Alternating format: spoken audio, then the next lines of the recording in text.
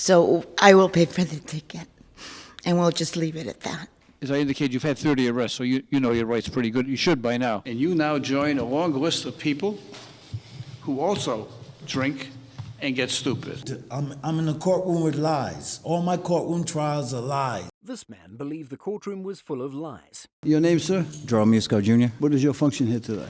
I'm here on behalf of Mr. Holder. I'm his counselor at Thrive Behavioral Health, Housing First, next door. I provided a letter for the court, if I may. He has a parking ticket on Fulton Street. Were you with him the last time he was in court? I was not, Your Honor. It was a different counselor. You want to show me the letter? Sure. Show it to Inspector Quinn. Mr. Holder, you are showing me a handicapped parking placard. Correct. The judge read what his offense was. He was parked in an area which he cannot park, even with a handicapping placard. This would allow him to park in a overtime parking zone or in a handicap zone, obviously. But this would have to be in a legal spot. In the correspondence that you are sending to me, it appears that the one sentence that, I'm quoting the letter, it seems tickets have become part of Mr. Holder's chronic behavior. Mr. Holder believes he is being targeted by police and therefore receiving tickets.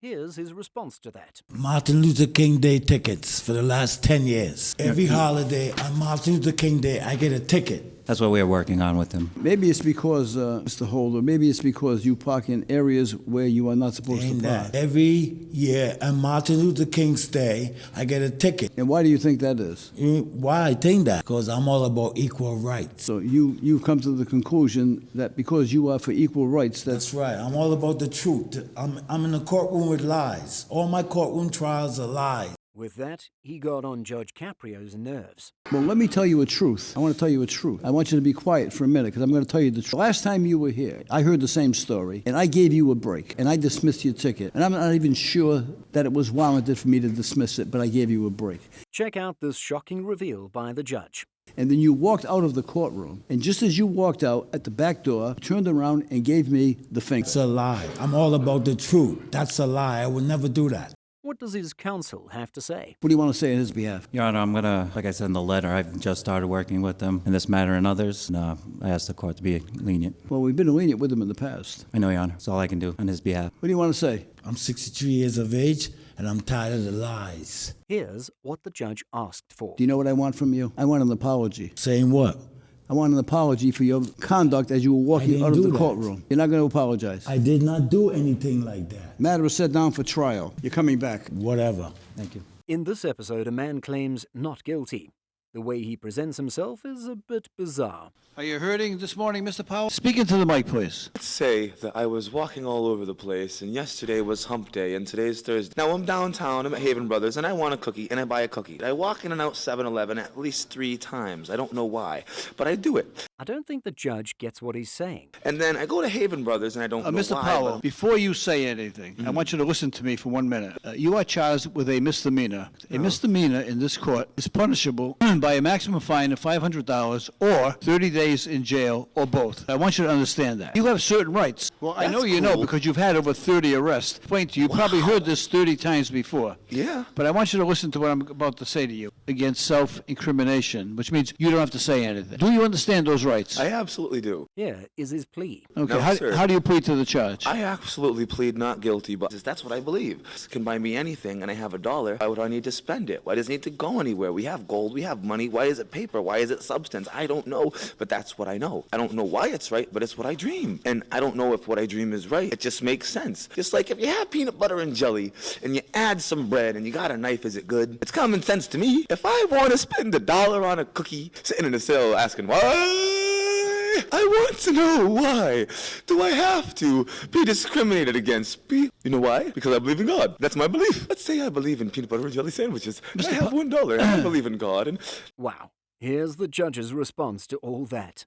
Mr. Powell, talk about the matter at hand. Yes, and sir. let me explain to you what the city alleges happened, which resulted in your arrest. So I want you to listen. Upon arrival, police identified you, saw you inside the store. They spoke with employees who indicated that you were in the store and you were not making any purchases, yelling at customers and at employees. As a result of your behavior, you were instructed to leave and you refused to leave. This time, an employee called the police, dispatched to the above location twice, March 6th, to disperse you for harassing customers customers in the store and refusing to leave. So this was the third time. That's what the city alleges happened. Here's his defense. I say it's a lie, total lie. I was in 7-Eleven talking about God. Why do I have to believe in a lie? If you're running away from, what the truth is, that you never did anything wrong, is that wrong?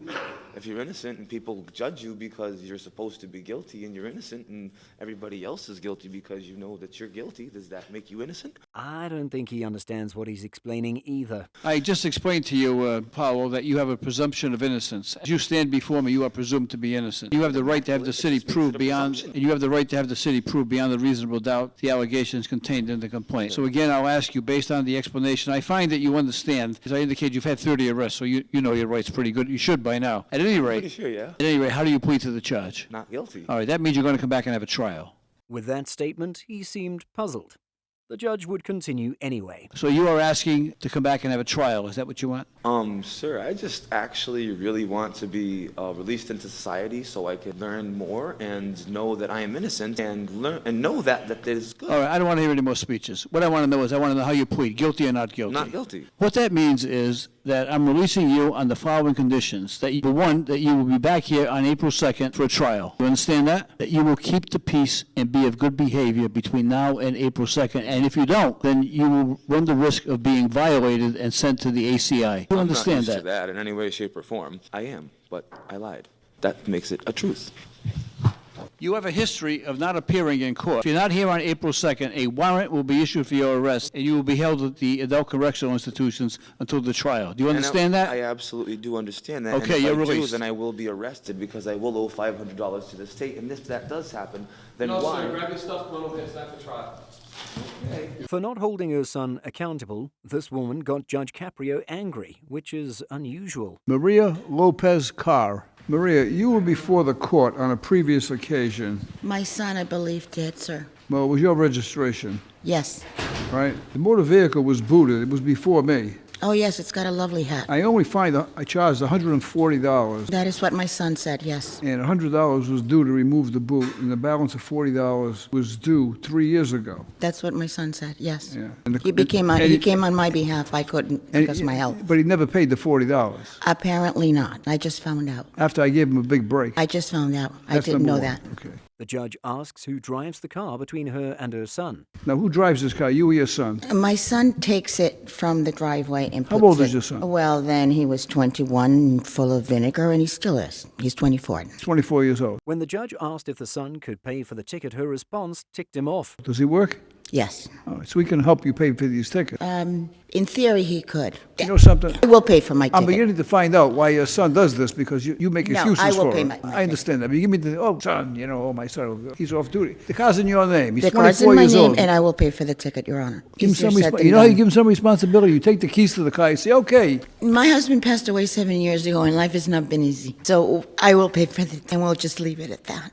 Judge Caprio tried to explain himself. Really not trying to be No, mean no, to- no, this Listen is to me. personal. This is, Just listen to me. I'm no, not this trying is personal, not, I'm not trying to be mean to you. I'm really oh, not. no, right? I was just trying no, to this has nothing to do with you, sir. We're just trying to give you some friendly advice, really. I understand the relationships between parents and kids, and some are a little bit different. There's a million stories in the big city. Remember Dragnet, the TV series? There's a million stories in the big city. So I understand that. So I know it's personal, right? How are you coping with it, okay?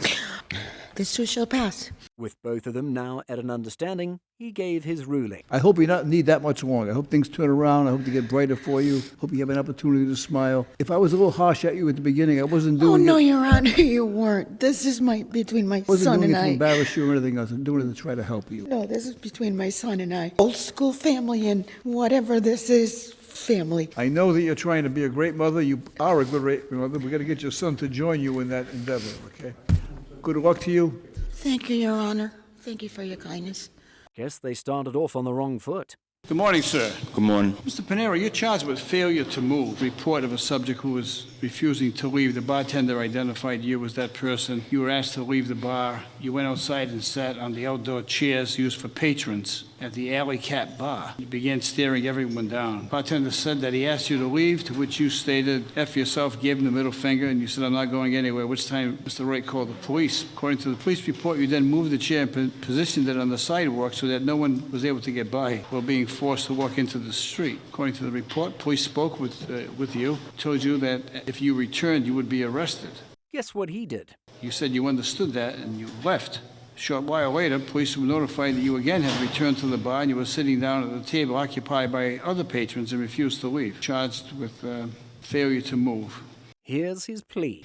At the station, you were very polite, and you said to the police, in a very polite manner, you said, I quote, you said, I drink and I get stupid. That's exactly what happened. I'm sorry. And that sums it up. And you now join a long list of people who also drink and get stupid, Judge Caprio is not done with him yet. in addition to stupidity. We have a saying around here that when people drink, they get alcoholic muscles, right? They think they're much bigger than they are. They think they're much tougher than they are. They lose all perspective. The key is to understand your ability. I do apologize for my behavior. Here's the inspector's recommendation. Inspector Quinn, what's your recommendation in this? Your Honor, this was a very offensive. He's very contrite. It's a non-event. $50 fine, Your Honor, so All right, well, if you admit the offense, the Inspector Quinn's recommending a $50 fine. I'm inclined to go along with that. That's fine. We'll give you all the time you need to pay it. Okay. His attitude gave him wiggle room.